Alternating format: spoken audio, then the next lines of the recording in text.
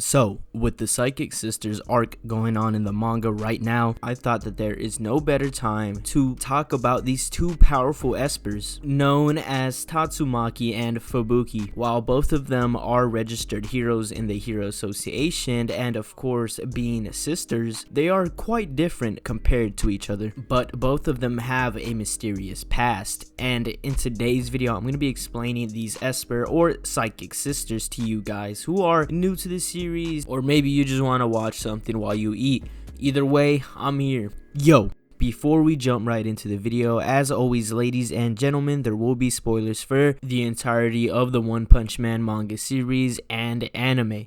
So if you haven't caught up, please proceed with caution. So with both Tatsumaki and Fubuki being official registered heroes and both being powerful espers, that's about where most of the commonalities really end, with their personalities being different and obviously their looks and roles in the story also being different. I want to take the time to talk about Tatsumaki first. Tatsumaki, also known by her hero alias Tornado of Terror, is the older out of the two, being 28, while Fubuki, also known by her hero alias the Blizzard of Hell, is only 23. And with Tatsumaki being the older and more powerful esper, she sits at the top of the S class at rank 2, only behind Blast.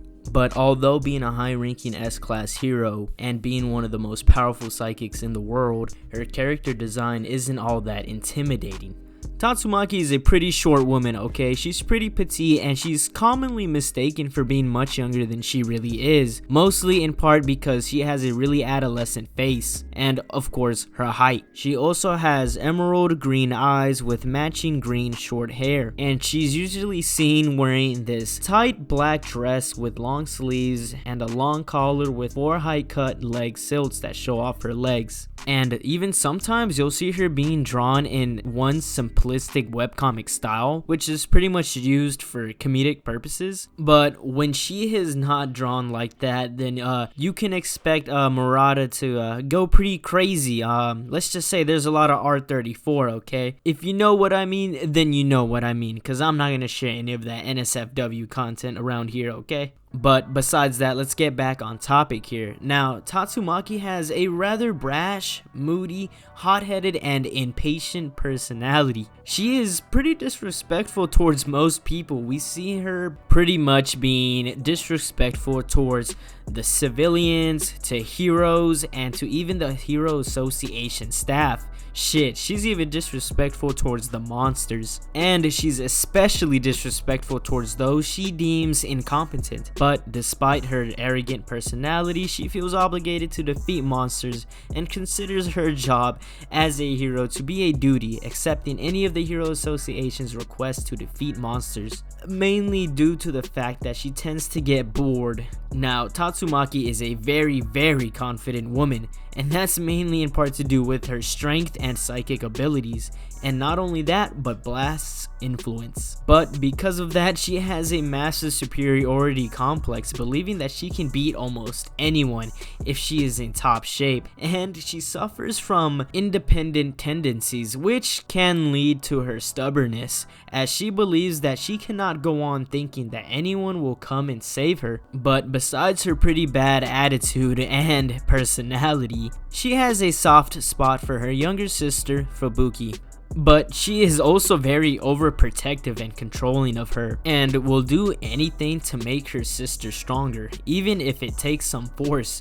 And that's mainly because she has a pretty explosive temper and the pride that she carries with her, and all of this combined with her poor social skills and bad attitude and personality, this has greatly damaged her relationship between her and Fubuki. Now let's talk about Fubuki. Now Fubuki is also a registered hero of the Hero Association and is in B class rank 1. Now Fubuki, being an esper much like her older sister, just albeit not as powerful, but she can still hold her own and has some impressive feats in the story. And although she is the younger sister of Tatsumaki, she's actually a lot more taller, sporting dark green short hair and light green eyes, and much like her older sister, she's seen wearing wearing a tight dress with a v-neck and long sleeves, and sometimes you can even see her wear a fur white coat and some pearl necklaces. This obviously representing her lavish slash fancy aesthetic, which complements her cold-hearted slash ambitious slash confident type of personality that she puts on. But even though she may come off as all of those things, deep down inside she internally harbors a massive inferiority complex, being insecure and frustrated at living in the shadow of her own much more powerful older sister Tatsumaki. She was so insecure to the point where she believed she could not reach even that S class, even though she easily could, but she let her insecurity really consume her and resorted to newbie crushing. And we've seen her do this to Saitama before, where she offered him to join her Blizzard group, but obviously Saitama said no, and she quickly resorted to just beating him up. But obviously newbie crushing did not work on Saitama, and she quickly became a part of his group, where she went through some character development. Fubuki hopes that she might one day surpass her sister through strength in numbers, which is why she has the Blizzard group and has also joined the Saitama group, because unlike Tatsumaki, who's extremely self-reliant to the point where she considers friendships and relationships of any kind to be of no value, Fubuki sees all the benefits to having allies and relationships. Furthermore, Fubuki is more composed and level-headed and is shown to be a great charismatic leader, unlike her sister. But because of her strong ego, she constantly leads to her desperately seeking attention and assuming authority without even earning it sometimes. And I guess this has to do with their insecurity about being in the shadow of her older sister. But despite all that, we know that she truly cares about her sister and wants to save her from her solitude and isolation, knowing well her responsibility as a hero. And as a professional hero for the Hero Association, she carries a heroic nature within her, and she was willing to sacrifice herself to buy time for Bang and Bomb to escape from overgrown Rover, and even demonstrated her selflessness by stepping up to save Genos from the brink of self-destruction, even though it took a great physical toll on her. So yeah, basically in the end, one is tall and the other is really short. No, I'm just kidding. In all seriousness, let's talk about their mysterious past, and let me tell you about everything we know so far. We know that both Tatsumaki and Fubuki were adopted into a family in which where Tatsumaki's psychic abilities eventually led her to being taken away from her adopted family at the age of 7. The mysterious organization that kidnapped Tatsumaki were none other than the Tsukuyomi, who were interested in studying her powers, and of course her parents were given money for complying, and from what we know, she was apparently tested on by scientists for her extraordinary powers. And as for Fubuki, she was perfectly fine and she stayed with the adopted family. And in a flashback from 18 years ago, we see a young Tatsumaki in a jail cell where she is being kept at. And where this jail cell is actually inside the Tsukuyomi organization building or research facility. It quickly cuts to a panel shot of a monster that was being imprisoned in this facility, and we see it just escape out of its fucking confines. It just goes crazy. And because of this, there was an evacuation order where we see all the scientists just running and trying to escape from this monster. And we see Tatsumaki begging the scientists not to leave her, but one of the directors just straight up tells everybody to leave her behind.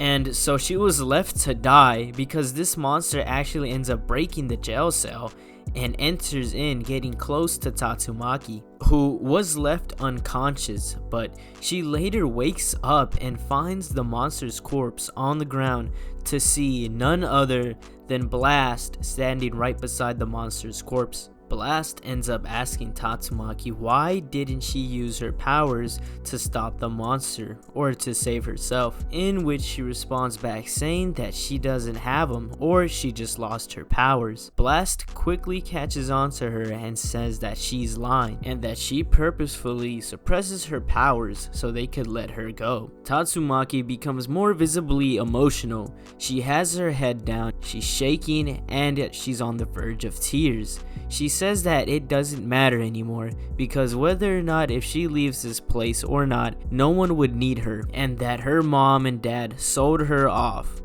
Blast places the palm of his hand on top of her head and says that someone still needs her, that person being none other than Fubuki. He then says that she needs to protect her family and gives her one piece of advice. This advice being, when the time comes, don't go expecting someone to save you. And of course, she takes that piece of advice to heart. She then proceeds to go to her house, where Fubuki is located at, and we see a shot of Fubuki playing with her toys, where then suddenly Tatsumaki busts right through the window and tells Fubuki to come with her. And then it just cuts to a crazy shot of 4 Tsukuyomi members with the crazy masks and the flowing big hair, and it seems like most of these guys are pretty much identical. I would assume they're clones or something like that, because all of them look the same. That's just something I really wanted to mention real quick.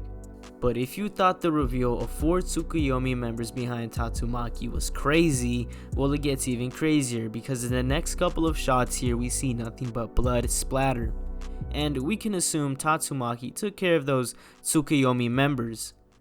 But of course, this actually ends up frightening Fubuki, and this actually awakens her powers, because Fubuki ends up pushing Tatsumaki away. But that's about as much as we know from just their early childhood.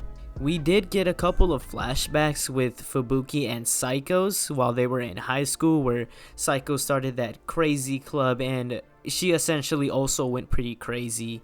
And then we also get that flashback in chapter 175 where she seals off Psycho's psychic abilities and powers. But other than that, ladies and gentlemen, that's pretty much all I have for you in Fubuki and Tatsumaki, ESPER sisters, psychic sisters, whatever you want to call them, okay? But that's them explained, okay?